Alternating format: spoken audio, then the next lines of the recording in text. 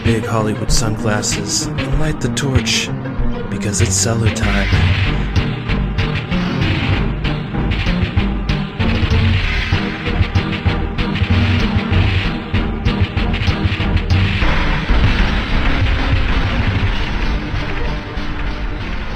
Welcome to the Crack Cellar.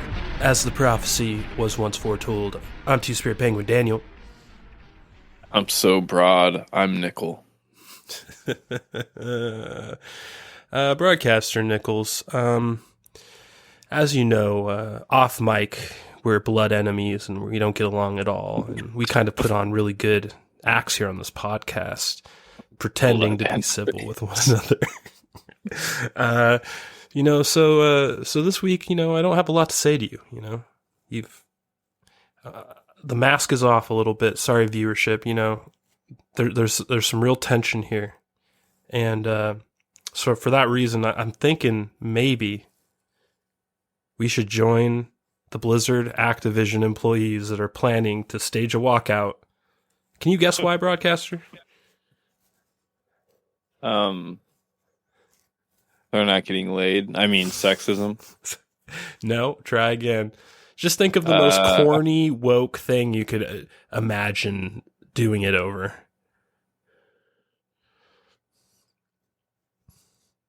Ukraine. That's a good one, but no. It's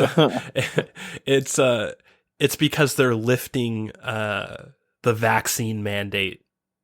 Oh my god. So the company has the gall to allow people medical freedom, and for that, they're going to picket. It's crazy, dude. MK Ultra, they got psyop, dude. Like, all these people. It's so crazy how 2 years they're already having withdrawals of people not wearing masks. Oh, I know. And the other part about it too is like they printed like this list of demands that they sent to the CEO or something. And on the list of demands, they also said that they immediately want social distancing put back into the rules forever. I was just thinking like, well, wait a second. So basically, you're ready to be put into the Matrix tube. Like, you're there. You're ready for that. That's what you want. No, they want Nazi America. They don't realize it. They want the Gestapo. They literally want every time this type of transgression in their world happens, they're just like always just like a fucking baboon. They're just like, huh?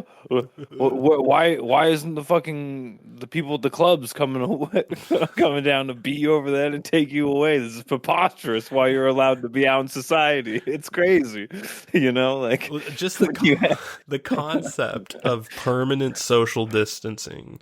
Like, if you really think about it from a conceptual standpoint, what that says is that you want to be permanently alone.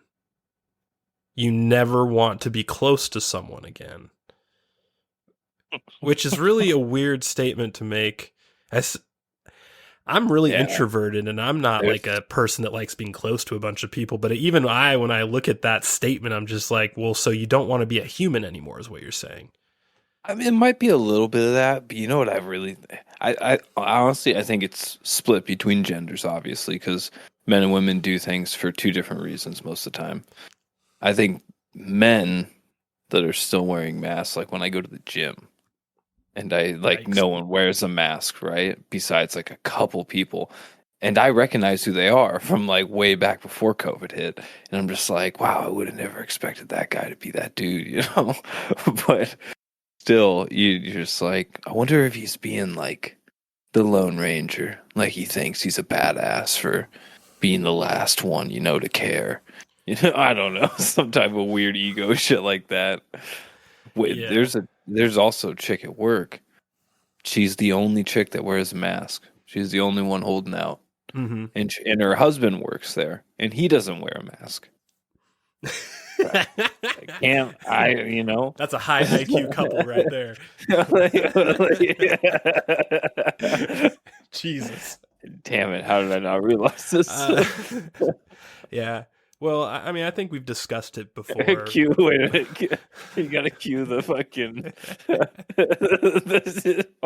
What was that? What was that music we got? A strike from YouTube for playing. There's been a few. We had like the Arabian music when we were doing the Yeah. Halo Infinite preview. You gotta cue the Arabian music when we were talking about that couple right there. Oh man, it's a big deal to certain people in certain areas to keep the mask on because they are terrified that if they take it off, people will identify them as a Trump person or a Republican or a conservative or however you want to put it. Well, they're highly religious and definitely Trump supporters, and they work at a place that is well, remember they have a giant Trump flag.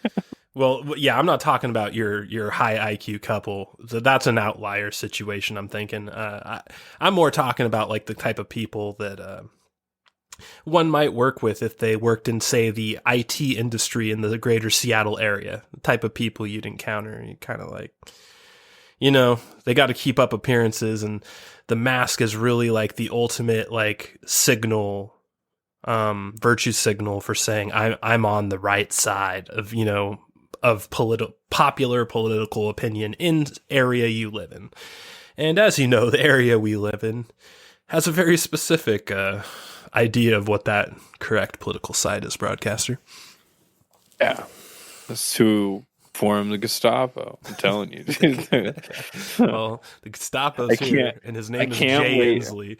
I can't wait for him to explain it away. Like they're gonna like form like a new police. They're gonna be like, this is specifically for going after people that do not comply with mask mandates and COVID mandates. Mm-hmm.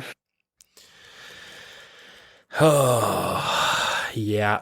Well, the one thing that's giving me hope is I went to the grocery store the other day and 95% of people weren't wearing masks.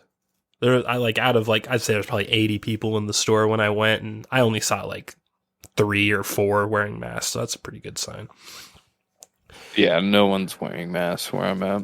But it's just weird, man. Like this whole mentality isn't going away. Like even with the mandates going away, like people are still holding on to it. There's a lot of sort of like judgment still happening, and there's a lot of life direction not happening because people are just forever there. I think there's just a good chunk of the people are forever going to be in this mode, and it's dividing the country so sharply.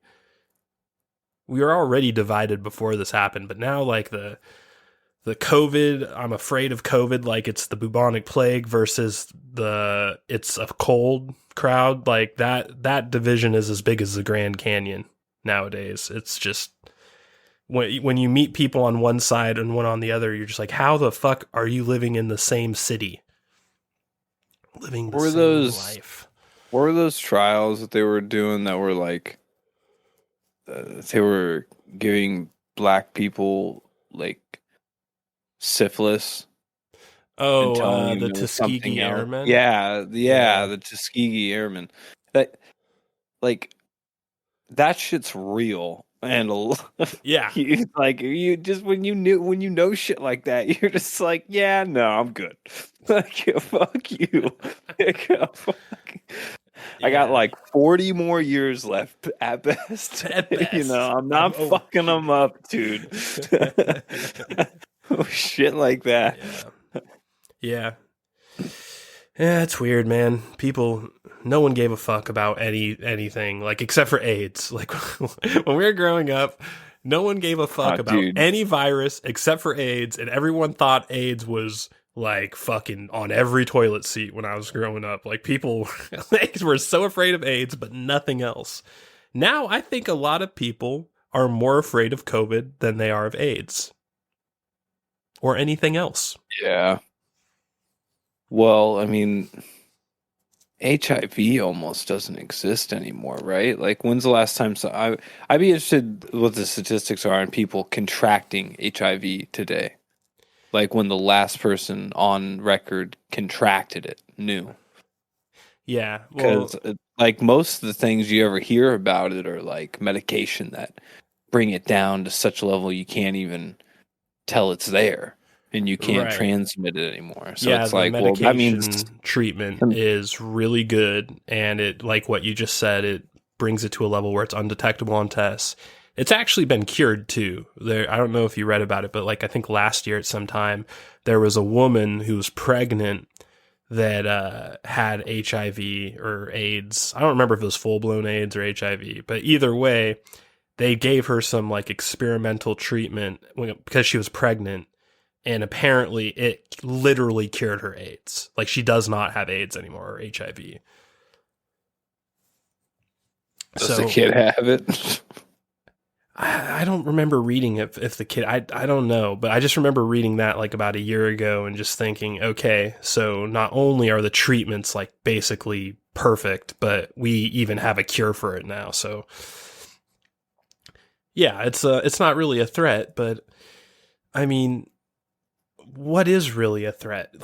Like there's so many viruses out there. You got shit like about simulation. I'm talking about like Ebola and fucking West Nile virus. You have all these fucking really bad viruses out there that people don't fear. People used to not fear the cold. I mean, they still don't. You just learn to live with them. I know when you have no other choice, it's just how it goes. I know people, like, say you're sick and you have cold symptoms and you tell them you have a cold. I know people that will ask you if you got a COVID test. And if you got a COVID test and it was negative, they will give you a kiss on the lips. They don't fucking care anymore. But if it were COVID, oh God, fucking put him in the fucking cellar for 38 days with under chains. Like it's retarded. It makes absolutely no sense. But that's just the world we live in now. Great reset, dude. Great reset. Who knew? Scott Bakula did. Joe Biden's wife. Dude, I think she's going to big boss us all, dude. Speaking of Joe Biden's wife, broadcaster, are you ready to get to our preview of She-Hulk? Yes.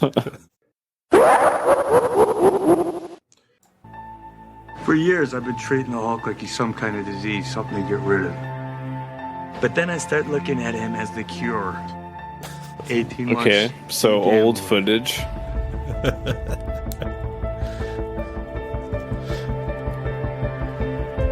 I put the brains and the brawn together.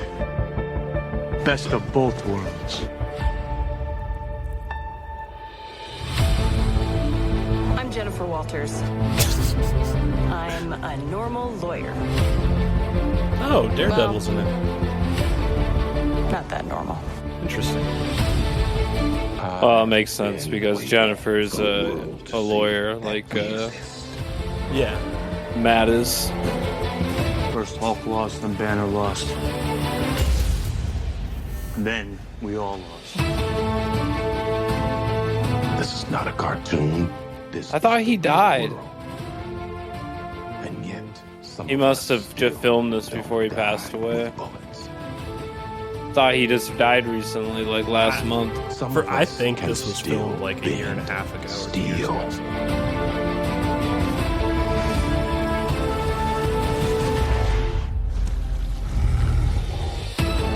Okay. Are you willing to sacrifice the one thing you hold most? Oh shit!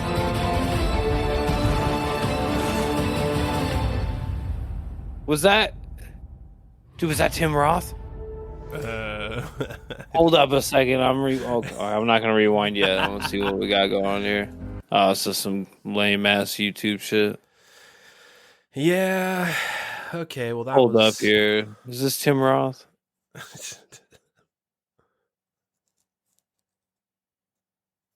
That is Tim Roth, dude. Dope. So that means what's his fucking mutation's name? I forget. It's not Oblivion. It's like Abomination. That's what his name was.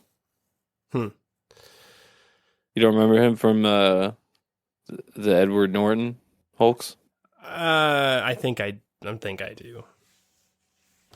I actually read a lot of Hulk comics when I was a kid. I had a bunch of those ones, but I don't remember if I saw him in any of those or not. I don't know. That was one of the most generic trailers I've ever seen in my life. It kind of makes the trailer for After Yang look like fucking Citizen Kane. Like, what the hell was that?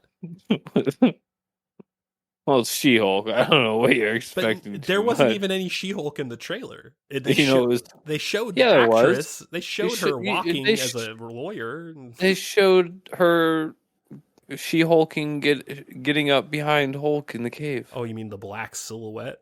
Yeah. Sure. Yeah, they show. Yeah, you're right. I'm Man, crazy. You're right. You can't give it all away at once. No. I guess that what she looks like as the She-Hulk is a big mystery reveal. I'm guessing she'll look a lot like a green buff version of Tatiana Ali or whatever her name is. The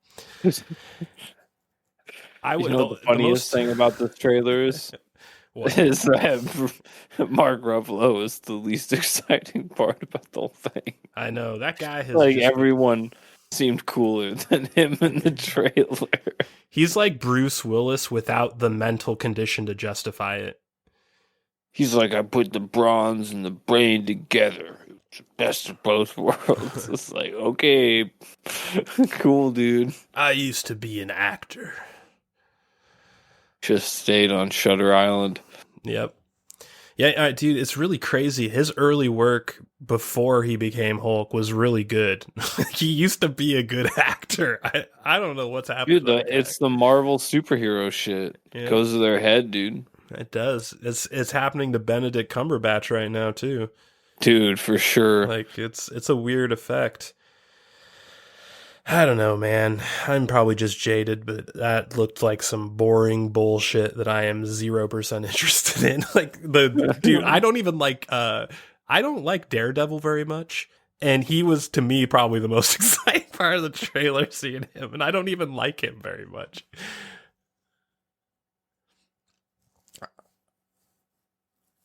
God. Man, I mean... Is the enemy global warming? Is that what the villain's going to be? What was remember what enemy did they turn into the clouds in the old Fantastic Four movie? Remember there was like this giant cloud eating shit? Oh yeah. I forgot. It's been a long time. I think that was supposed to be Galactus. Yeah, maybe. God, you're talking about he's the one definitely going to be in that, right? Yes, Yeah, that one. Dude, I haven't seen that in so long. And Dick Macy, or whatever his name was. Macy. Was the thing. Yeah. You know, this shit really concerns me because it's like they got nothing, dude. These guys are going into a dark, dark future. Yeah. Yeah, it's interesting. They've run out of gas. They've run out of steam. Right as it feels like Star Wars is actually regaining steam because of Jon Favreau. It's almost like Marvel and Star Wars can't be good at the same time.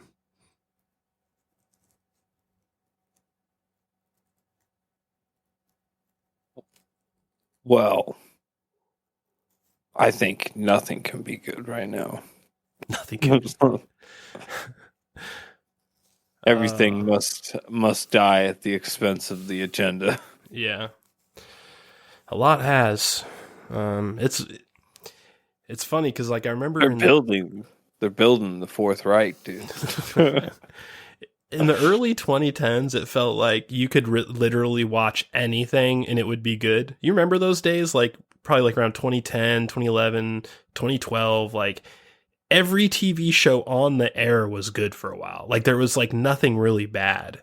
And now it's like you have to dig through 15 dumpster fires to find a good show now.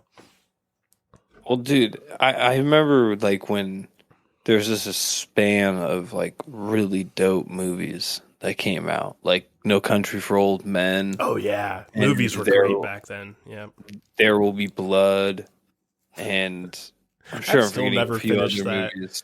I've What? gone halfway through it like 3 times. It's so fucking long, man.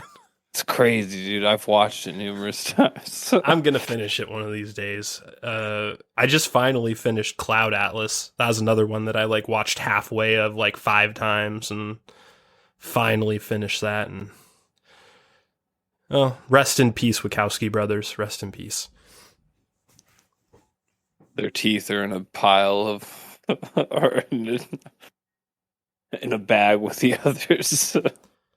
Yeah. Remember Will Smith collecting teeth at the beginning of that movie? Trying to steal that dude's teeth while he slept. Add them to his collection. Yeah, that was a great movie. I remember Will Smith collecting teeth and then shoving them into Chris Rock's mouth on stage. If you're going to talk about my wife, you do it with these teeth rotten to the core. Your wife's teeth are my wife's teeth out your mouth. Oh man. So has this trailer moved you, Broadcaster? Are you psyched for She-Hulk? It doesn't look bad. My boy Tim Roth is in it, so I'm kind of pumped about that. Oh, so you're going to give it an episode at least then, huh? Oh, for sure. I'm just hoping Jennifer isn't too quirky and makes me hate the whole goddamn. We'll call them goofies now. Call them goofs. She was good in Orphan Black, but like in woke years, that was 100 years ago. So who knows what's happened? Orphan Black. Yeah. It was a kind of like a... Sounds like an anime. It was a It does sound like an anime. It was a British science fiction show from like the early 2010s. I think it ended in the mid 2010s. It was okay. It started off good, and then it just fell off a cliff at the end. It was on Sci-Fi? No, it was on... I forget who carried it in the United States. It was like some Canadian channel that was... I don't know. It wasn't on any big network or anything, that's for sure. But the one thing that I did like about that show is it had Max Headroom in it as a villain, which was great. Max Headroom was a villain? He was the villain, one of the villains in Orphan Black, yeah. I forget What? the actor's name, but the guy who plays Max Headroom, I like him in everything he's in. Yeah. You're not talking about the actual character Max Headroom. Well, he's not real, Broadcaster. He's not real, so he couldn't actually be in it. Well, he was real. Oh, so your theory is that Orphan Black takes place in the Max Headroom universe? I actually like that. Yeah, That'd be great. that's where you were going for a second. I was like, whoa. No, that might have made the show better, actually, but no, alas. I forget his name. I think his last name's Savage or something. I forget. Yeah, I forget too, but he was in all kinds of stuff in the 90s. He was in Honey, I Shrunk the Kids. Great actor. But He was in, what was it? Altered Carbon. oh yeah, he was in Altered Carbon. Yeah. He's been in a whole bunch of stuff. But anyway, Broadcaster, I'm not going to watch She-Hulk. Your boy Tim Roth doesn't move the needle enough for me. This is a big flat-out ignore. You know, I got burned by Winter Soldier and Falcon. I'm not getting burned again. How are you going to watch Halo and Moon Knight but not watch this? Well, Halo isn't, being produced on the same McDonald's manufacturing line that all these Disney shows are now, so I had to give it at least a 1-episode chance, and it disappointed, but... I guess they joined the McDonald's line then, don't they? I think it might all be merging into one big McDonald's line, unfortunately, but one goddamn McDonald's line. Broadcaster, more importantly, we have a rare moment in time. How often can you review a 15th season of a show? Not very often. How many shows have made it to season 15 that aren't animated? Like, I can't think of any. Can you? Non-animated 15th season. Maybe Happy Days or some like old show from back in the day. Yeah, I was gonna say like Family Matters or Home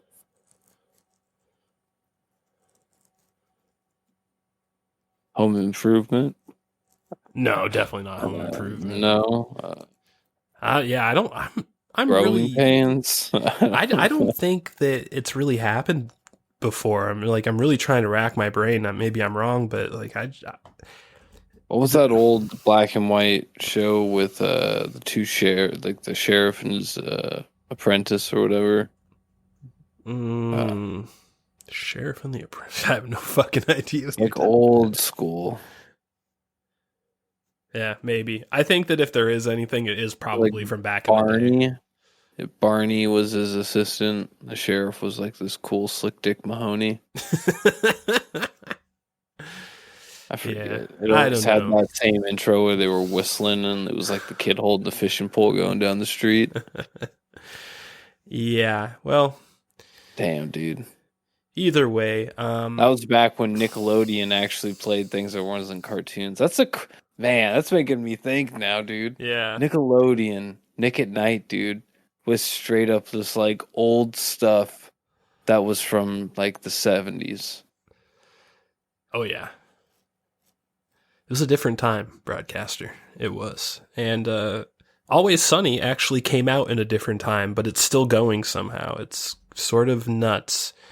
Are you ready to get to our review of season 15 of Always Sunny in Philadelphia? No. I have a special announcement.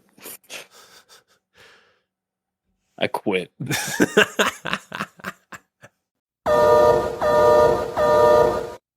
And we're back with our review of It's Always Sunny in Philadelphia season 15. And Broadcaster started off with little hypnosis, because a show this old couldn't possibly have a giant paragraph long one. Oh wait, it does.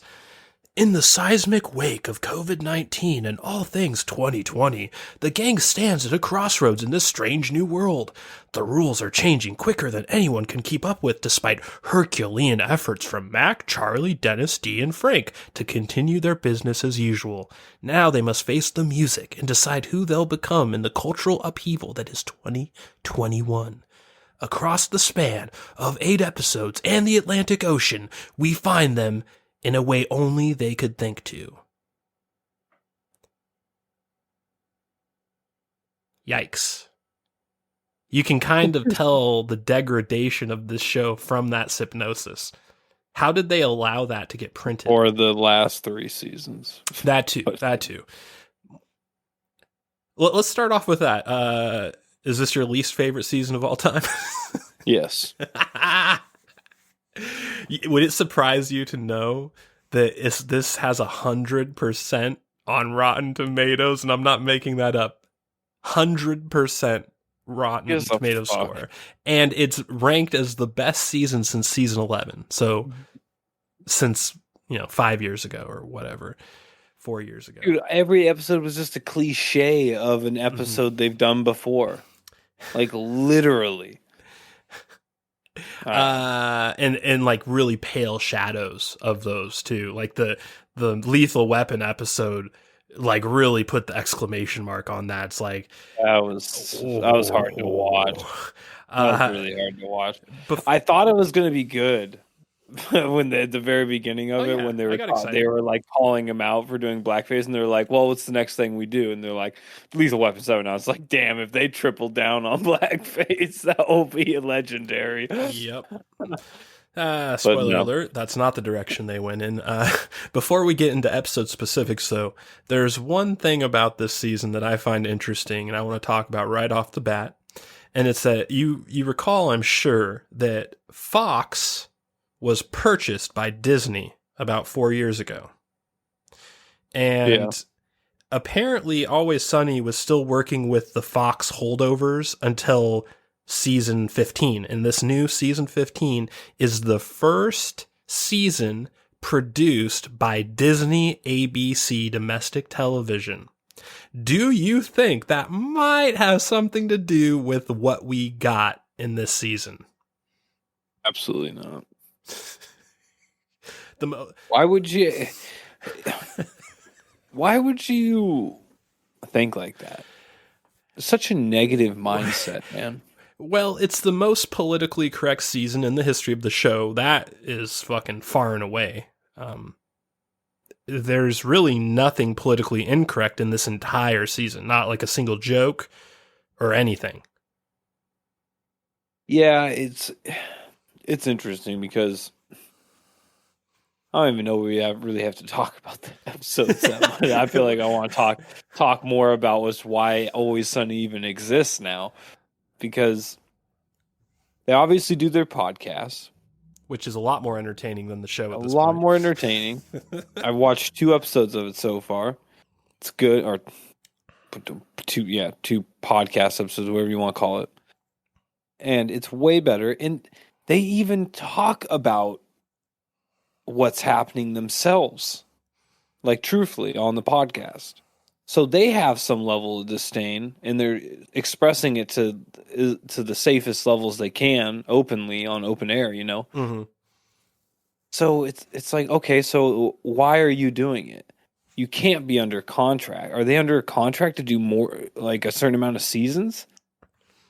I don't know. I thought they were calling it quits 3 seasons ago. I'm still confused what's going on. And by the way, their ratings are garbage. They get like there's no 0.2 ratings. TV is just garbage right now. Well, dude, 0.2 is really bad. Like, you remember when The Expanse got canceled on Sci-Fi Channel? Like 4 years ago or whenever? Oh, yeah. When it got canceled, and this is on the Sci-Fi Channel. Sci-Fi. Remember, this is Sci-Fi Channel. When it got canceled, it was getting about 3 million, 3.0 ratings. When it got canceled, Always Sunny is getting 0.2 in its 15th season and hasn't been canceled. Something's going on for sure.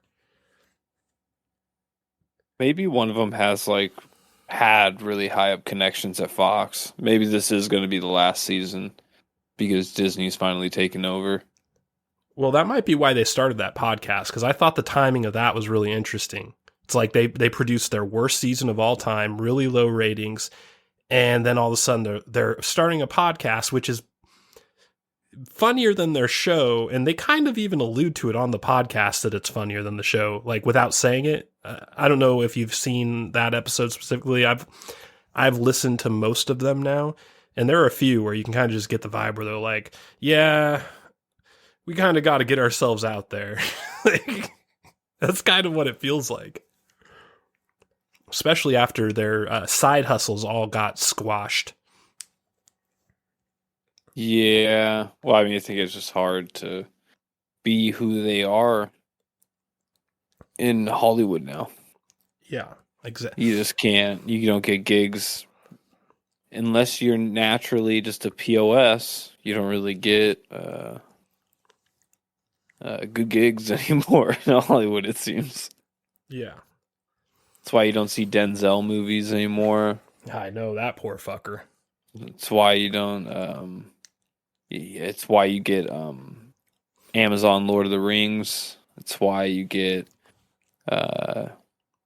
what's that fucking female offshoot of He-Man? Oh gosh, She-Ra.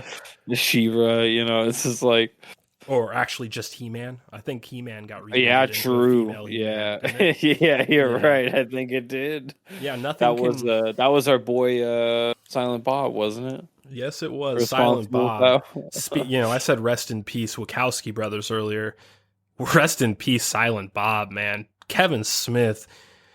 Oh, man, that guy has just lost it. He has lost it.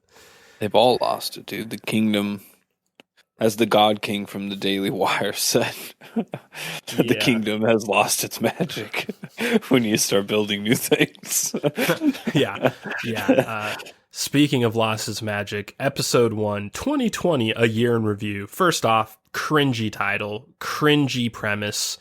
This is like the least Always Sunny episode of all time, I would say. Did you find it as jarring as I did?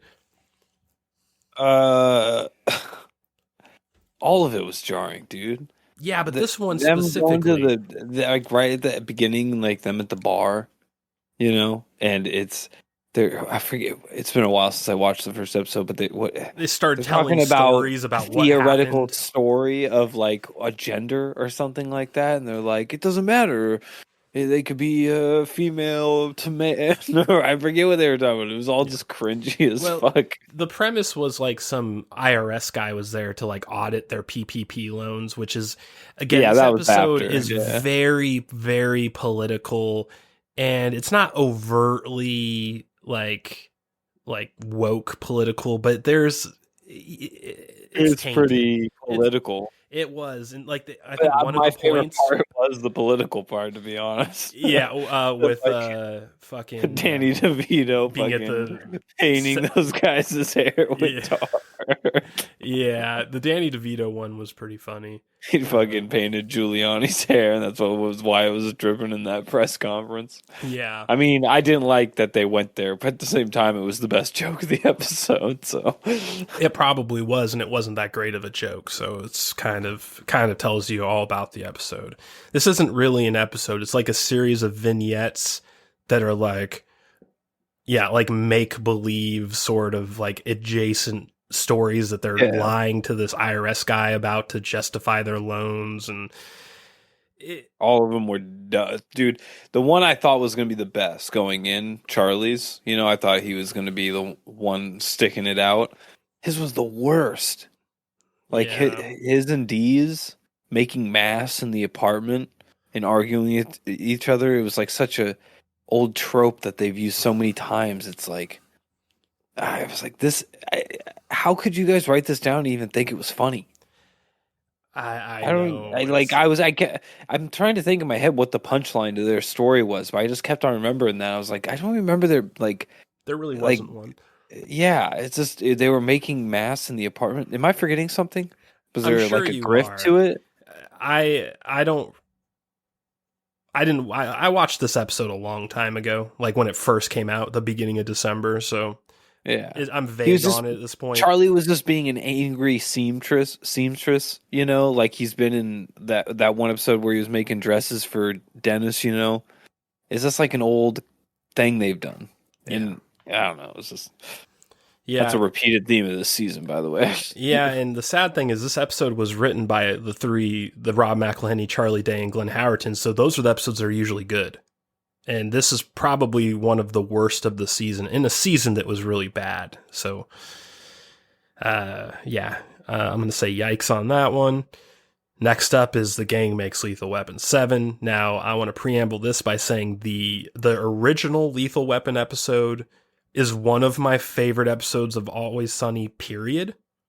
I hold it in high regard, and when I saw this title pop up, and I was like, oh, this is going to be a good one.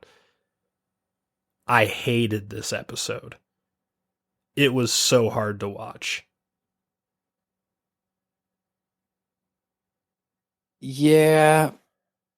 I'm going to take a moment of silence to just remember what good entertainment used to be like.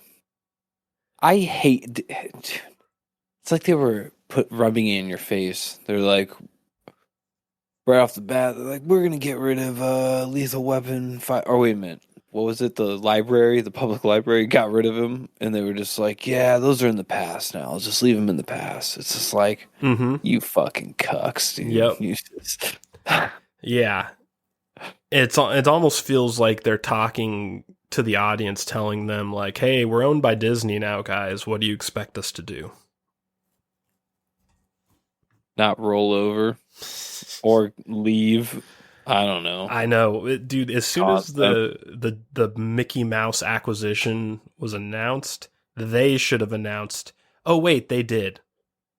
That's when they announced they were calling it quits, when that acquisition first went through. Then magically somehow they changed their minds and just kept making seasons. Dude, see, as soon as I saw D as what's Mel's character's name? Lethal Weapon.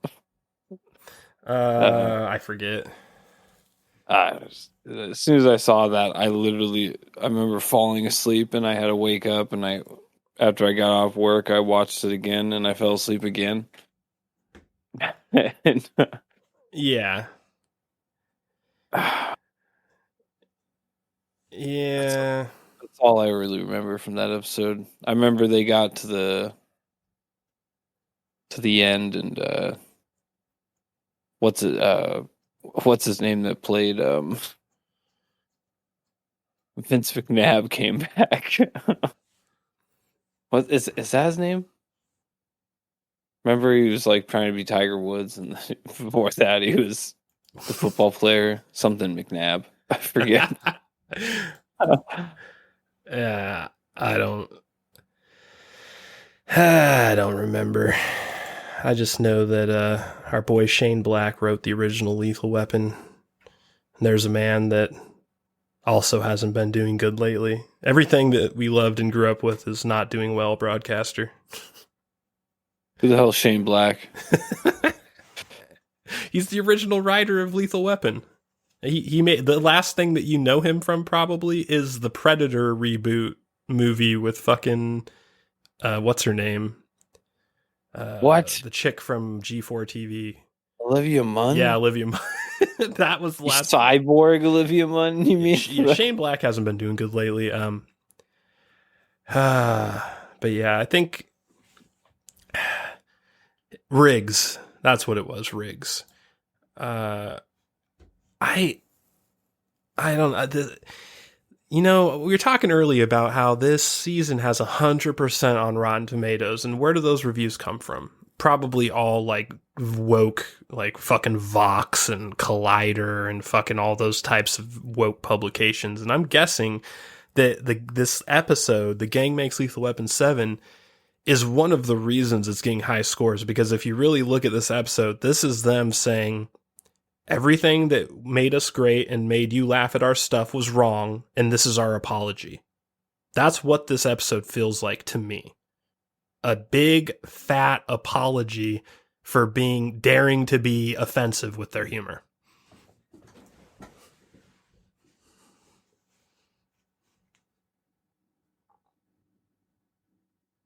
Daring, you say? I think this is just them saying we can change. Just please give us some money bags. And I think it failed. I think they're sellouts, to be honest. And it didn't work out. Yeah. Plain and simple. Yeah. I hate this episode. I don't This really want to talk episode is about it too garbage. much. I will give it an honorable mention. The fact that they fired D and replaced D with Charlie like halfway through, that made me giggle a little bit. Yeah. But yeah. It's like they acknowledge it sucks and they can't sustain this. Yeah, but anyway, yeah, this was just like a woke apology tour episode, and it ruined one of my favorite Always Sunny episodes of all time, so I'm going to give this my least favorite episode of the season, personally. There are a lot to choose from, though. Next up is a weird episode. The gang buys a roller rink. This is a prequel to Always Sunny. This shows how they all meet. Yeah. What you think about this one? I mean, this one was all right in my. I don't know, maybe because it just hit home because I did a lot of Oh yeah, we grew up in roller skates. rinks. Yeah, that was the shit when I was growing up in the 90s. So I loved it. You're the Fucking last. You're Max like the last fucking generation that NBA knows. sports jacket was Yeah, dope. yep. I was like, all right, Starter he knows jackets, exactly what he's doing. Yeah. All their acting seemed all right. All the characters, side characters, and like the manager is just smoking in the back that just says one-liners. Mhm. He was pretty. I mean, it was overall. It wasn't bad. I'm trying to remember the basketball jacket because it was of significance. It was like a. Wasn't it just like a Sixers jacket? No, it was Am an I old misremembering because I have this crazy old childhood memory of going to I forget what it was. It was like a sports outlet store that was connected to the Super Mall back in the day, and they had a basketball arena that you could go into and just shoot hoops, and they had all the the basketball logos up there, and it was like a bee or Charlotte Hornets. Oh, They don't exist anymore. Oh, So Mac had a Charlotte Hornets jacket on, and I was like, "Damn, that's fucking OG." That's crazy. Because haven't they switched 3 times now? Yeah, I don't know. I don't even know what. I think they're. I don't even know what city they're in now. I stopped following the NBA when the Sonics got taken down, so my NBA knowledge is ancient at this point. But I definitely was a big fan of the Charlotte Hornets back in the day. Loved Alonzo Mourning and dude, during NBA hang time, dude. Yeah, exactly. Or NBA Jam.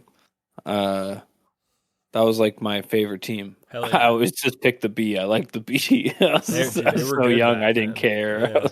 Yeah. It's like they got the coolest logo. Indeed. So this episode is okay. Just a lot of sort of dopey explanations for how they met. Most of it's kind of a lark. The thing that I did like about it is the D starts off as just being this really nice, agreeable, sort of wife material type girl in the beginning, and you're like, what the fuck? And then they show her was she bang her head when she's skating or something? And then all of a sudden she becomes the episode's not that bad. That part I thought was pretty cool. The drug dealer, Mac drug dealer stuff was pretty cool. I really didn't like. He looks like a drug dealer. He looks like every drug dealer that you knew in high school. He had that look. But the thing I really didn't like was Dennis in this episode. What, being a little bitch? Yeah, I don't know what it felt. Well, he's still trying to please his dad. I guess, but it didn't feel right. He hadn't blossomed into the serial killer yet. Yeah, I want my Dennis to be a date raping serial killer, not to be that guy. And it's fine. I thought the way they did it with D made more sense. It's oh yeah, she fucking hit her head really hard, and now she's a cunt.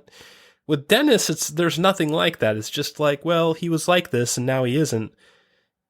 I don't know. It just didn't feel right to me. But I don't know. It was an okay episode. Probably one of the better ones of the season, but still not great in my opinion. Well, I mean, D got CTE. CTE. We now know that's what D's been dealing with.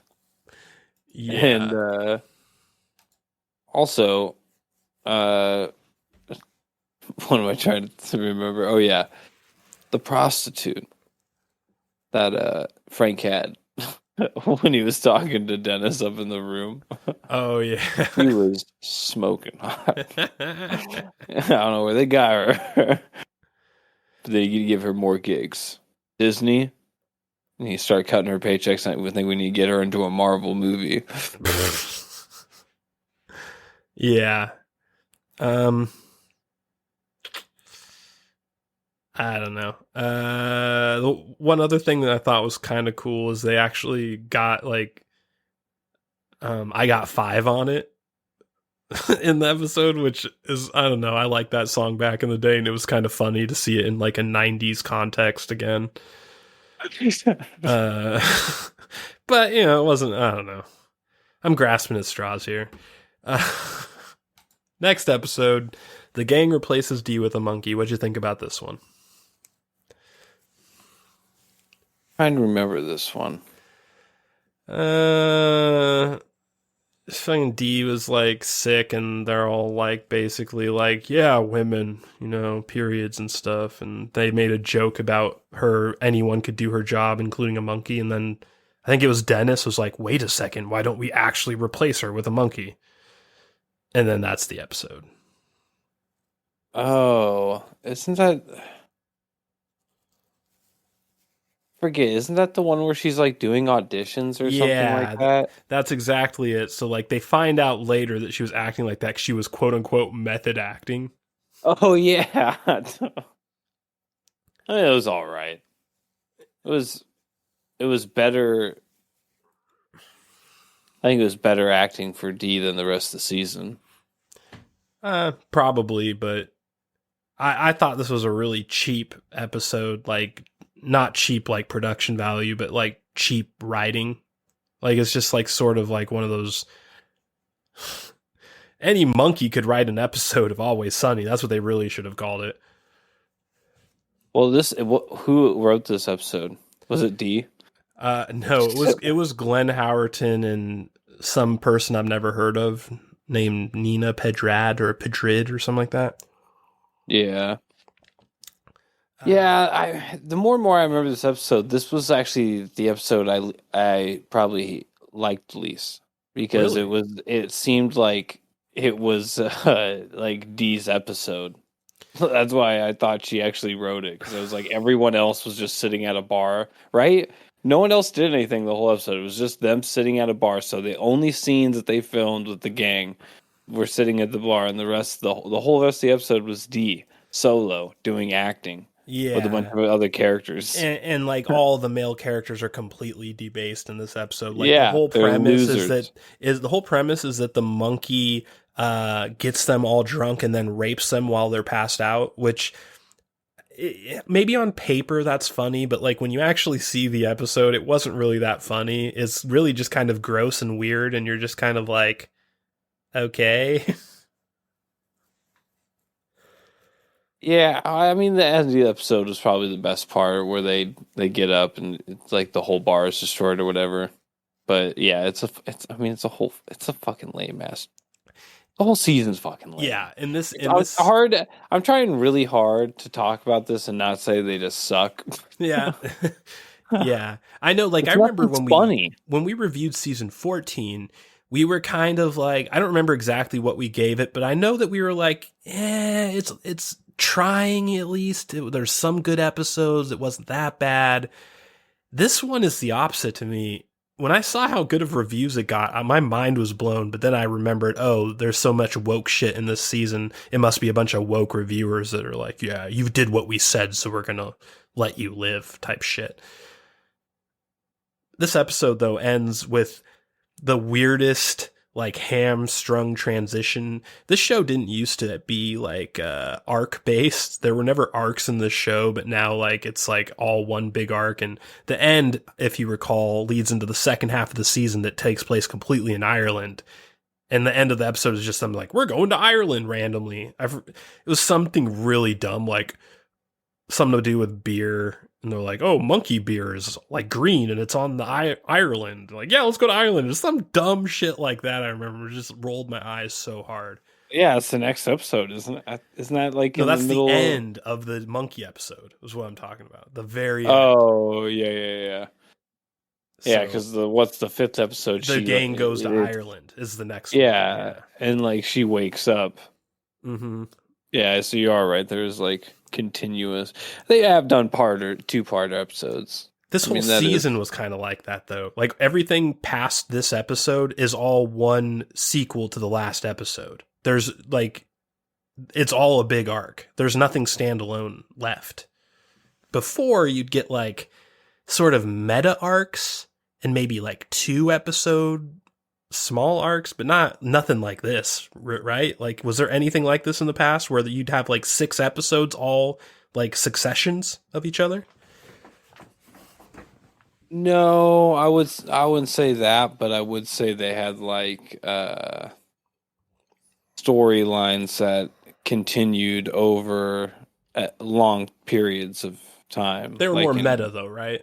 Yeah, like not like the direct. development with their dad that ended up not being their dad, the Seventh Heaven dude. I forget his name. Yeah, I remember that. That was actually pretty good. What happened to that guy? Did he end up being a pedo or something like that? He's like a scam artist or something weird. He's a grifter. Yeah, but that was some good times. I remember that. Yeah, so this episode, your least favorite, probably my second or third least favorite. Definitely not a good one. What is next? The gang goes to Ireland. So this is where the show takes a complete shift away from being Always Sunny and sort of becomes this weird, like, field trip. You know what I mean? Like, it doesn't... It starts to feel like a sitcom, more like... it's almost like the execs came in and they were just like, you guys are sandbagging this season, we can tell. And they're like, well, we don't got any ideas. So they had to do a plan B or something. Yeah. That's what it felt like. It was, and again, it was written by the 3 main guys. You know, I'm gonna go ahead and say this actually is probably one of the better episodes of the season, although still not great, but it's definitely at least middle of the road. The worst part about it, in my opinion, is the storyline that begins to start with Dennis refusing to get vaccinated. And then they make this huge joke about him getting sick with COVID and not acknowledging it, which goes on the entire rest of the season. This was probably the most cringy part of the entire season.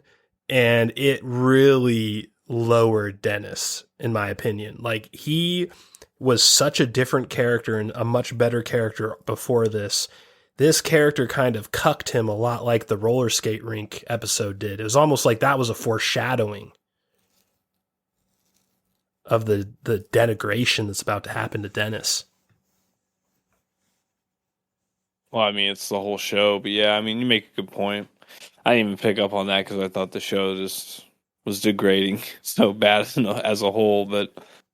Yeah, it's really, really stupid. Like, first of all, Didn't he get hit by a car and all she got was like a bump on the head? Yeah, exactly. Like, they're treating the show like a cartoon now. The Bog episode at the end is like that too. They're not really taking it seriously at all anymore. This more Caitlin Olsen, like, trying to be an actor and like doing auditions. The tax shelter part with Frank, I liked. That was funny. Like, where he says he like he talks about being Jeffrey Epstein's like beverage supplier. We're talking about like in the lounge with Dennis. That's how you're talking about. Yeah, remember, like, all those papers up. And remember, Frank was like, I do remember. Frank was like, he's like, I've been to Epstein's Island, but I just went snorkeling or something like that. Like, I went surfing or something. He's like, oh no. I never saw girls. Like throwing a bunch of shredded papers into a beer fucking vat. Yes, that was good. That was funny. That was pretty funny. What else happened in this episode? This is where Charlie and Mac start the trying to weird... find their lineage or something. Yeah, they start the weird debate about like I forget, like, Charlie was saying he wasn't Irish, or Mac was saying Charlie wasn't Irish, so he couldn't talk to him about being Irish. It's just some really weird conversation. And the funny part, though, was when he called his mom. That was in this episode, right? He called his mom to be like, yeah, I'm Irish, right? You're not Irish. Yeah, and then she's like, bitch, you're Dutch or you're Norwegian or something like that. I think it was Dutch or something like that. Yeah. Yeah.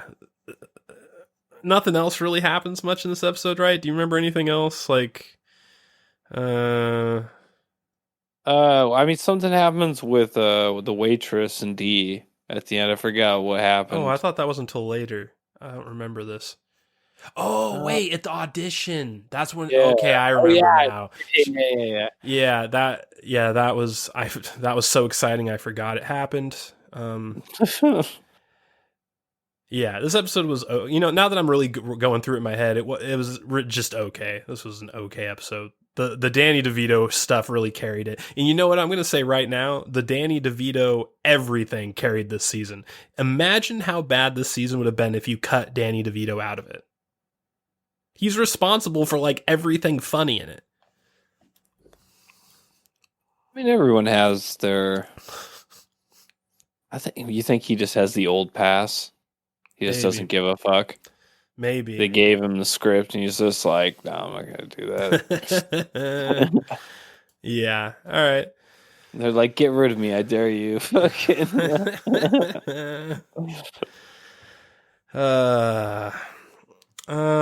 Yeah. So anyway, next episode, gang's still in Ireland. Again, like we said, this is just every episode is a sequel to the last episode of the rest of the way. This is the one where where Mac. Oh yeah, no, where Charlie finds out that his dad is Lieutenant O'Brien from Star Trek Next Generation and Deep Space Nine, which I enjoyed because I'm a huge fan of him. Anyone else that doesn't watch Star Trek probably didn't give a fuck. And so I'm actually going to give this bonus points for Cole Meany being in it. He's also in Stargate Atlantis. He was he was? Yeah, he was what was that race? Remember the original bad guys in Atlantis? Not the Wraith, but like the human bad guys. It had Robert Davies. Oh. Also. What were those guys called? They had like underground bunkers and shit with nukes. Remember those guys? I forget. God, I can't remember their names. Yeah, that was like one of the latest episodes I just watched randomly too. Yeah, for some odd reason. Well, Cole Meany was one of the main of those bad guys from Stargate Atlantis. But really, most people will know him from Star Trek Next Gen and Deep Space Nine as Lieutenant O'Brien. So he was typecasted as an Irishman there. Now he's being typecast as an Irishman in Always Sunny. So good for him. For a second, I thought he was in that Leonardo DiCaprio movie too with Daniel Day-Lewis. What's it called? Mm-hmm. It's about New York, Gangs of New York. But that's not him. That's a different actor. Anyways, yeah. I think at this point they kind of try and explain that Charlie's stupid because his dad wrote him letters in Celtic or whatever the Irish language is, or like that. God, Celtic, that's what it was. Yeah. Yeah, because they were at the bar and like he like knew the whole language. Yeah. So I kind of thought that was a little dumb too. It's like them trying to be like, oh no, he's not really retarded. Don't, you know what I mean? Like almost like they were ashamed for portraying him as retarded in the past. Kind of got that vibe a little bit. I don't know about you. Felt more apology tour stuff happening. Yeah, it was dumb as fuck. Because we all know the best explanation for Charlie's mental state was flowers for Charlie. Yeah. Single-handedly one of the greatest episodes of all time. It's one of the greatest one of the greatest episodes of television history for comedy, in my opinion. Like that is up there with any Curb Your Enthusiasm episode. It's up there with the Giants, in my opinion. That was an amazing episode. This is not that though. So then we have like Dennis and Dee. I don't really remember why they were looking to buy a castle or rent a castle or whatever, but like they're at some real estate place trying to rent or buy a castle, and Dennis is trying to hold in a cough, and that's like the big joke. It's like, oh, he has COVID and he's trying to hold in his cough, and we're going to laugh at him holding in a cough. Apparently, a lot of people found this super funny and entertaining when I was looking at other people's reviews. I thought this was really stupid. What do you think? I mean, it was dumb as fuck. Did you laugh one time at it? No. Yeah, neither did I. It's the type of cringe shit that it defines this season. Yep. There's nothing funny about it. It's just more debasing. They're just debasing Dennis as much as they can. Even like when their joke, like I think it was like at some point in this episode, it was Mac went to like a church or something like that, and he was going to become like a priest. Oh, that's the next episode, I think. Or wait, is this? Oh, no, that might the be next the next episode. episode. Yeah, that's the next episode. Yeah, because I think. Oh yeah, that's the because everything's a continuation. Because that's when they do the Dennis COVID shining thing. Mm-hmm. Which, by the way, that's my favorite episode of the season. The next one, but I think they start the priest thing in this episode, but barely, and then it continues in the next episode, and really most of it takes place in the next episode, or some of it. Maybe it's like half and half. I don't remember. But yeah, I remember like it was like something. Basically, what was the joke with the thing? It's like he thought it was all like gay stuff, but it actually ended up being pedophile stuff.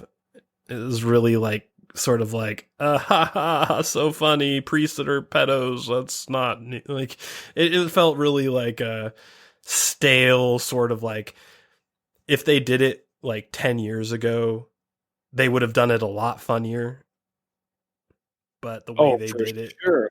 That's what I was gonna get to. I was just like, when they got the premise was there, but in the end they just like cut it short and it was over, and it was just like that seemed just shallow and not funny.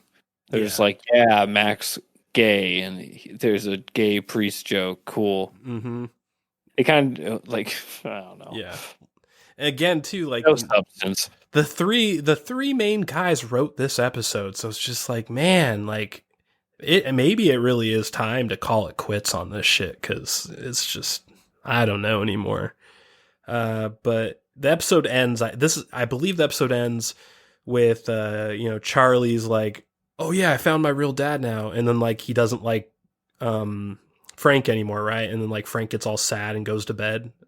Yeah, that was actually, it kind of brought a tear to my eye a little bit. No, that's funny you say that, because when that happened, I kind of felt like that too. I'm like, man, that kind of like hit the feels a little bit, which is weird for a show like this, but it felt strange. Maybe it was just Danny DeVito's acting that made it happen, but I was like, whoa. Usually I don't feel that kind of way about this show. Anyway, next episode, second to last, D sinks in a bog. This, like you referred to it as the Dennis COVID shining episode.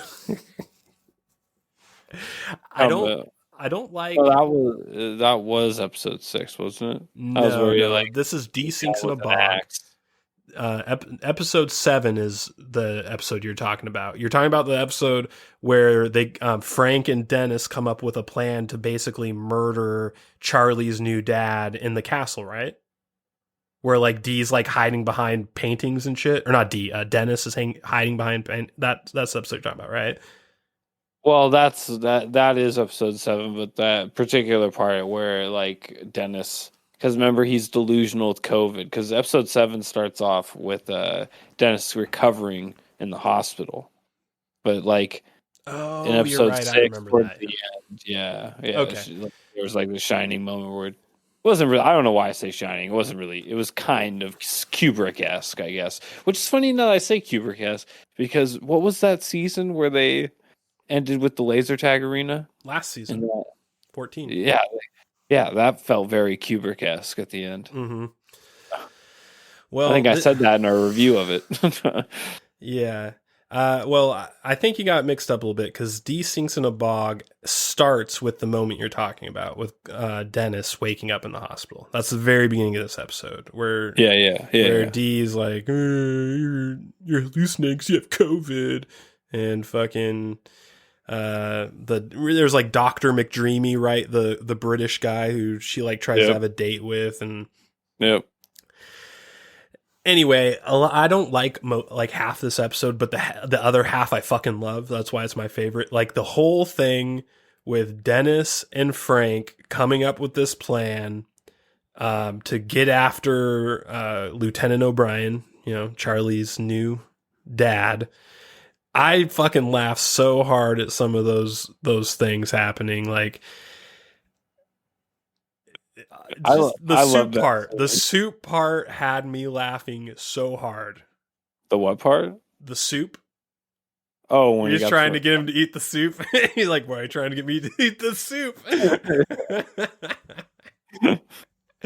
I don't know, that part that reminded me of like some classic Always Sunny type stuff. But the whole part with... I just loved his description of... who was he describing in the graveyard? Was it like spirits of the night or something? He's like these women, they scream like banshees. Yeah. Yeah. And wail. Yeah, which leads to the end where Dee's like screaming for help on the side of the road, and Conan or Lieutenant O'Brien thinks she's a real banshee. The way he was saying in the graveyard, I was dying. Yeah. The old guard definitely kept it alive in this season. That's for sure. Yeah. What's the premise? Doesn't D get stuck in that's the whole selfie? The name of the episode, yeah, exactly. The name of the episode is D Sinks in a Bog, and that's like half the episode, and basically it's her falling into a bog and the waitress showing up randomly. She puts 2 feet in some mud, and she's like, "Oh God, stepbrother, I'm stuck." Yeah. This whole thing with the waitress and D was super cringy. Like, they really wanted to make it like this is the ladies scene. This is the ladies episode. Like this, like we're going to have some lady on lady content here. And like it didn't work at all. They have like no chemistry with each other. Like they were acting at each other. They weren't acting with each other, if you know what I mean. Like it was very obvious that the waitress probably just isn't a good actress. I don't know who she is. I've never seen her in anything else. But I don't think the actress who plays D is good either. Like I think that she got good writing and it made her funny a lot of times, but I don't really... Have you ever seen The Mick? No. It's a sitcom starring D, the actress that plays D. And I gave the show episode 2. I gave the show like 7 episodes because I really thought it had to be funny because D was in it. She sucked in that show. I can't even believe that it got greenlit. I totally forgot about that series. Yeah, I think everyone did. But anyway, the whole like concept of this is like that the waitress claims she'll help her out if she can tell her what her name is, and they've actually never named the waitress on the show, like, so we don't even know her name. So it's just like one of those gags. It's like, yeah, they have. I thought it was like in the very early episodes they say her name once. If that's true, then from your lips to God's ears, I've never heard it. I don't remember it, but it's been a long time since I've rewatched Always Sunny, so it's possible. Maybe I just forgot. I don't think that she's ever been named, and if she was named, it was a long, long, long time ago. Now, the whole concept of this, I think, is stupid because if you say my name, I'll save you. The show hasn't said her name in at least a decade, so it would be funnier if they say her name all the time and D can't remember it. That would actually make it funnier. The context of the show kind of makes it not funny because no one knows her name. Well, I think it's kind of like... I think they're trying to put it on the same level as D being called Bird. You know? It's like a sign of disrespect. They knew the whole time, but they prefer to call them that because they're women. You know? Or something. I think that's kind of like the angle.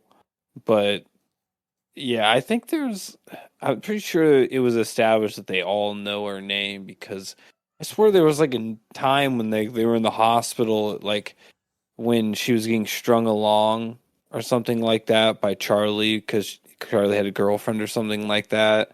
And Dennis was like talking to her and she's like, my name's like Christina or Kristen or something like that. And he's like, what? No one cares, waitress. Go away, or something like that. I remember that line or something like Wow. that. Yeah. Well, I definitely don't, but I'll take your word for it. Either way, though, if the average viewer doesn't know her name, I think it makes the joke fall flat, in my opinion.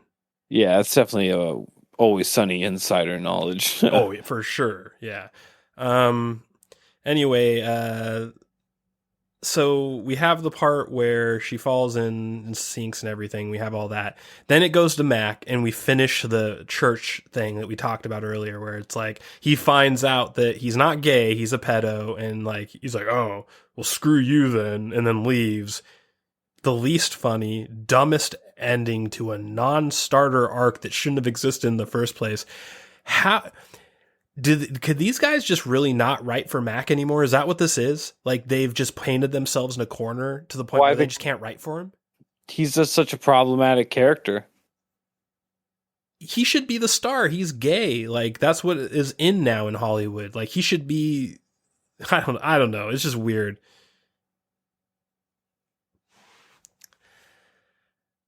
I will say, like, now that I think about it, this is totally.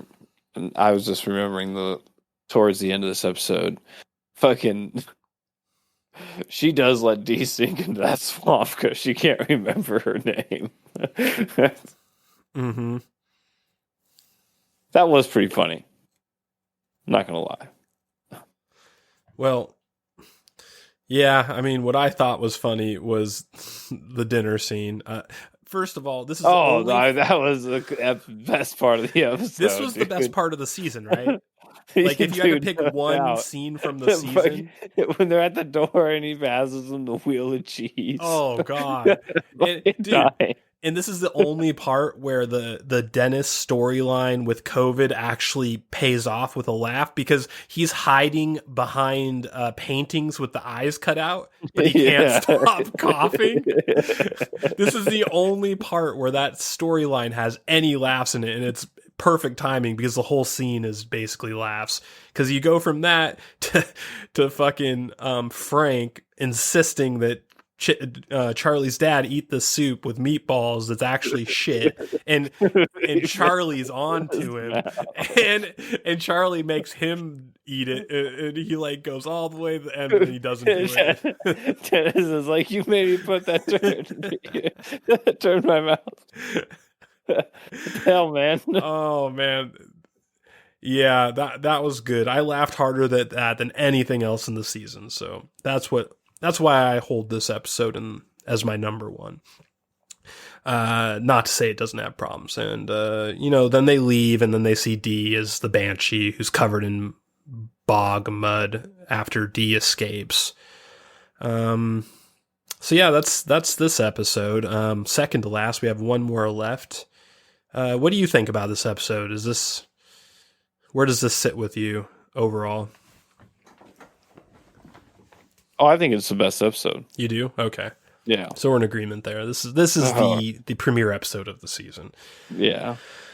So let's get to the last episode, which I did not like. What about you? It's a real soft dick parade. The gang carries a corpse up a mountain. When I saw the title, I thought, okay, this is going to be a continuation of the last episode. It's going to be really good. I thought it was going to be a DLC for Death Stranding. Oh, shit. That would have been cool. But no, it's not. And this episode has a few things. First of all, it's very similar to that episode a few seasons ago where Mac does that like coming out gay musical in front of his dad. Remember that? It's like, oh god, that's what this episode reminded me of a little bit. It has that same energy behind it. That was That was previously my least favorite episode of I all mean, time. I don't think it was as gay as that episode, but I see what you're saying. No, not quite, but it has the same energy. So I forgot they did that. yeah, that a lot of people wish they did. So anyway, Charlie and the crew carry his dad's corpse up the mountain, and there's sort of a bunch of like weird heart-to-hearts going on as they come up the mountain. They drop the corpse a few times, which is supposed to be the comedy, but it wasn't really funny. How many times did you laugh during this episode? Did you laugh at all in this episode, even one time? I mean, I think there was a couple times where I chuckled a little bit, but there's no actual serious jokes. Yeah. Yeah, it's like, I swear, like that when the corpse falls out and goes to the bottom of the hill, I think that's supposed to be the big punchline, but it just was like, okay. I forget. It's like this weird story, where it's like you roll the rock up the hill and then weights crushes you. Remember Heavyweights? The ball comes rolling back down the hill over you. Yeah. Some analogy like that. So more on the cringe side with this episode. At first, they don't tell you how his dad died, which I liked, because there was like a mystery. Like, you didn't know if like Charlie killed him or like if something else weird happened. So there's this weird element of mystery at first. But then they say at some point halfway in the episode that he died of COVID-19. And my eyes rolled so hard on that. That was where I was just like, fuck, dude. What has happened to this show? Yeah, it was. And don't forget about the Ford ad in the whole episode, too. Oh, God. The Ford truck ad. Oh, and I want to talk about that a little bit more in the context of how anti-American this episode is. But let's stick with the middle here. So anyway, he dies of COVID-19. Rock. Is that Ford or is it Chevy? That's Chevy, I think. Built Ford tough. I think It's Ford. Anyway, so when they declare he died of COVID-19, then they're like, oh, Dennis and Frank are unvaccinated, so they killed him. And so basically this whole scene is like them telling the entire audience, like, if you're unvaccinated, you're murdering everyone. It's a liberal shame scene is what this is. And I really thought, even with all the other woke shit in this season, this was over the top for me. This is where I was like, wow, this is a straight slap in the face. This was the main reason why I'm glad we waited to review it for so long, because I sat on like the last 4 episodes for a long time and then slowly watched the last 4. And when I got to the last episode, I was dumbfounded by that. I couldn't believe it. Yeah. Like, this had to be shoehorned in there. There's no way you guys wrote this. Like, this had to be contractual. This had to be in a contractual obligation. This episode feels like it was written by fucking Kathleen Kennedy. Like, there's something real weird about this episode. It doesn't feel right. It's written by Megan Gans, who, if you've been watching the podcast, she's the producer of that podcast with them, the girl. You know what I'm talking about? I know you've only seen a few episodes of it.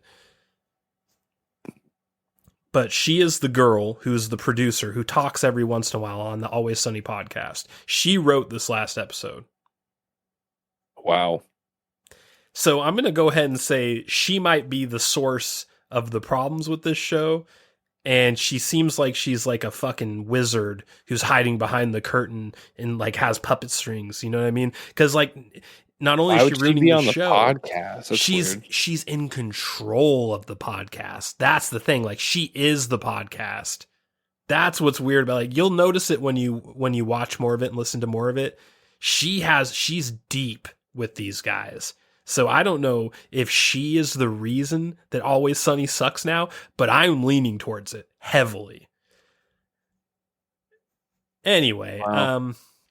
So the other gag of this episode that you're supposed to laugh at is like Frank has like a canteen of water and a canteen of urine, and he forgets which one's which, and he like hands Charlie the piss one on accident, or was it on purpose?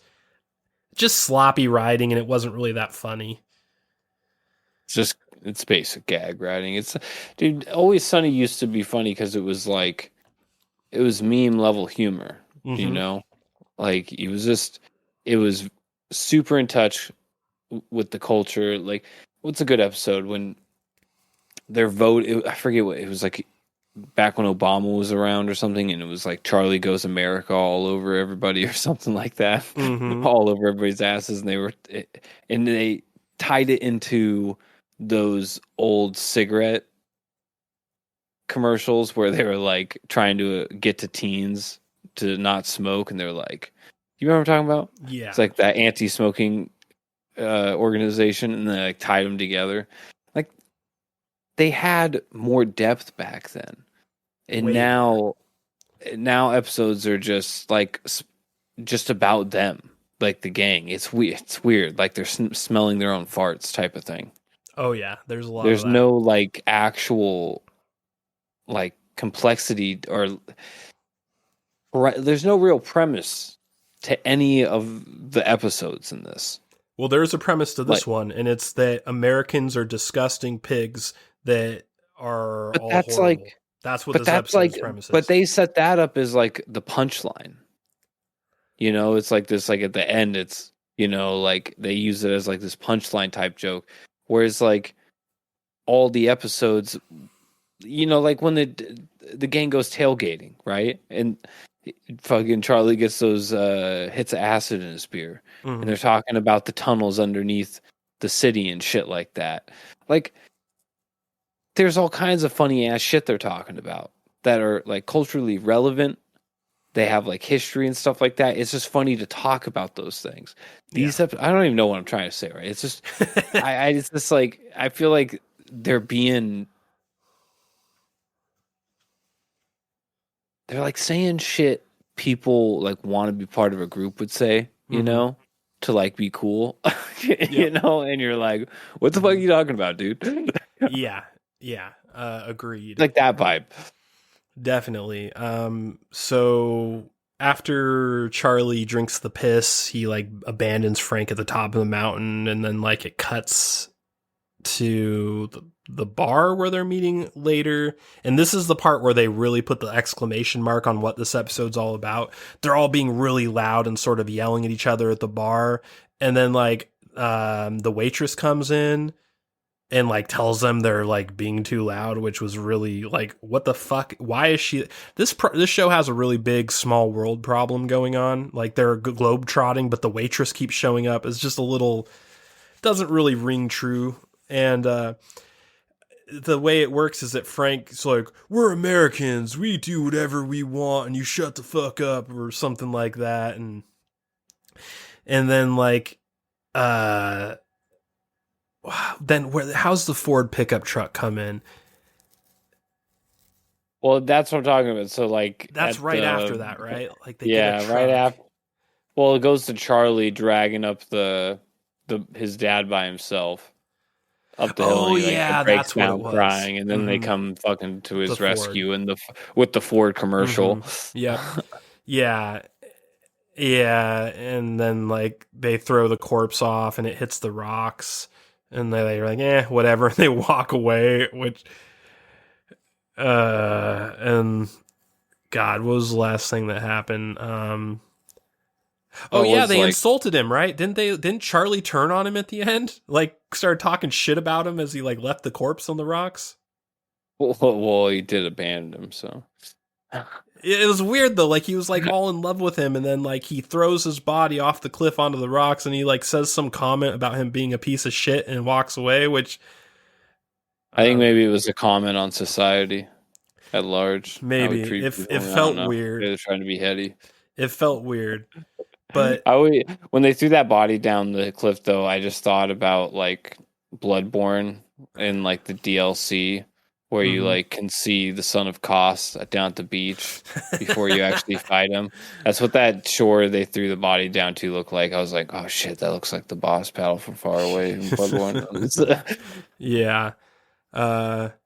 Anyway, then the episode ends with Born in the USA playing, which with the Ford truck driving off, and this sort of just capped off like the whole, what ends up being the totality of the season, which is to say Americans are bad. That's really what you can sum this up with. It used to be when Always Sunny first started, it's like these specific people in America are bad. This season was trying to canonize, oh no, just all Americans are just bad. And you saw it in the writing all the way through, but this final episode just put it in cement. And the fact that Ford was a part of this, America's truck, America's car, and Bruce Springsteen, Born in the USA, you put all this together and it's just like, holy fucking shit. Oh yeah, it's totally just overproduced. It's just garbage. Why would Ford want to associate themselves to a TV show literally calling Americans trash? Well, It's no, they love, insane. at the very end, they talk about how they love America. Remember? They get out of the truck and they're talking about all the scummy things they love and how and all that stuff. Yeah. That was kind of the odd part too. Is just like, I can't believe Ford wanted to be a part of that. Yeah, that's my biggest takeaway from this episode is, wow, Ford. Why Ford? I mean, Bruce Springsteen, I think, if I recall, has sort of become like an American hater. Communist? What? Yeah. I think he's on the commie side of the force now, so it kind of makes more sense that he is a part of it. But Ford, like, your main fucking purchase ship is like fucking blue collar American workers. Like, it's just weird. Felt really weird. But Man, isn't that the feeling you get as time goes on and you see, as Trent Reznor would say, a copy of a copy of a copy of a copy. And this is the 15th iteration on the finite curve of what we call our reality. All right, broadcaster. Well, any final thoughts on what we both agree is the worst season of Always Sunny of all time? Well, so far of all time. I mean, quit. Please. Save face. Dude, I still have some of the greatest sitcom memories of my life. Or, I don't know, sitcoms, but just sketch comedy shows or whatever you want to say. Where like the original like 5 seasons of Always Sunny were legendary, dude. Yeah. Legendary.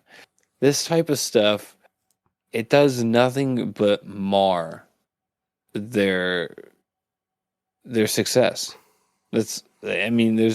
They're not getting any new followers. Like you said, it's 0.2 rating. That's because everybody that loved the show knows it's gone. It's been gone. Mm-hmm. And anybody they're trying to reach isn't there. They immediately, they're just like, this is out of touch. Like, they're not appealing to anybody super young. Like, they're not getting anybody like younger than 25. I'll tell you that right now, based on all their humor. Like, why would they? Yeah. It's like, that would be like trying to, like, that's getting young kids to watch Seinfeld type of shit, you know? It's just like, no, dude, they're watching Family Guy. No one's watching Seinfeld until, you know, the hipsters came along. Then it was cool to watch Seinfeld again. But you get what I'm saying? Yeah, I agree with that sentiment. I think if they're smart, they would do one more season where they completely abandon this shit, and they can't. Disney owns it. No. Well, okay, you might be right. They might not be able to pull it off. But what I'm saying is they should do one more season, pretend like they're going to keep doing what they're doing, and then just make some really old school, super offensive, politically incorrect shit, and try and submarine it in and see if they can get it on air, and then obviously take the axe, which will come. Just as an apology. If you could pull that off, that'd be cool. Well, think about it like this, man. If if they really end the show on this episode, holy shit, can you think of a worse way to end a show like this? Like, it is like the ultimate sort of failed legacy. Well, dude, like I said with the last season, when they ended it on the laser tag ring, I thought that was going to be the end. That should have been. That would have been the way a they great ended ending. that. Like, how long have we been doing this type of shit? It's like, oh, this really is the end.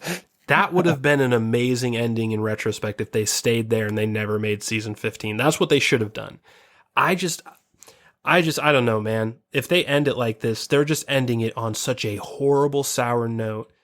It just sucks. But you might be right. They might not be able to get a good season through the censors. This could just be ABC saying, if you want to make the show, you're doing it with our lens on it, and we'll fucking...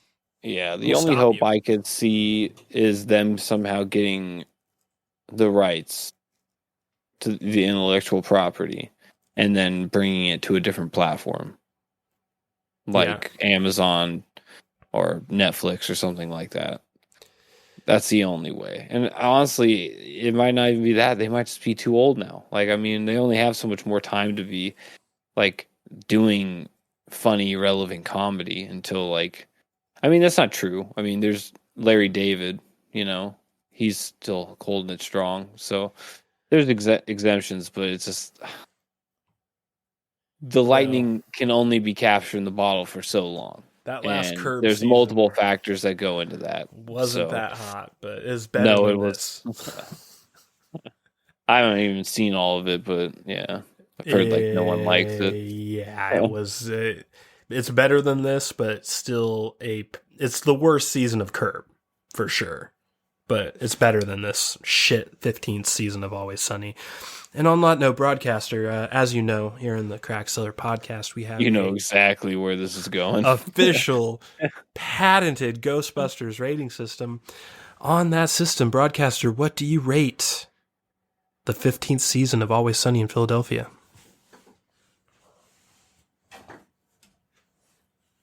Dude, I've been waiting for this moment for a long time. You have. I feel like I should add a sound effect, like a drum roll. But this one's getting the profited slime. The exalted one. The slime merino. Fucking the sewer dweller. Bothering children.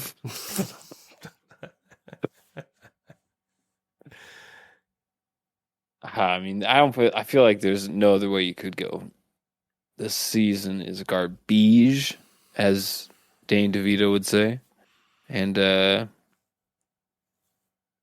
think that's all there is to it. I think my enthusiasm towards this episode reviewing this season is enough to explain my the grade I've given it.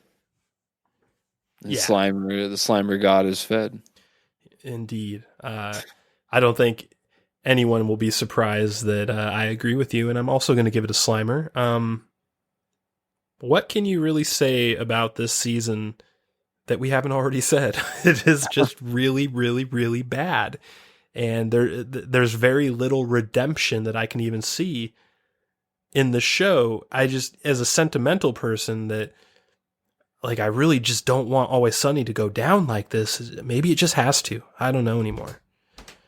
But I think everything has to die. Yeah. Remember, the kingdom's lost its magic. It's time to start making new things. Yeah. So, yep, this is a hard Slimer. This is, Slimer after getting shit-faced, hungover on the bed. Like, this is just as slimy as Slimer gets. And with that, we'll close out. Slimed the bed, dude. Gross. This season slimed the bed.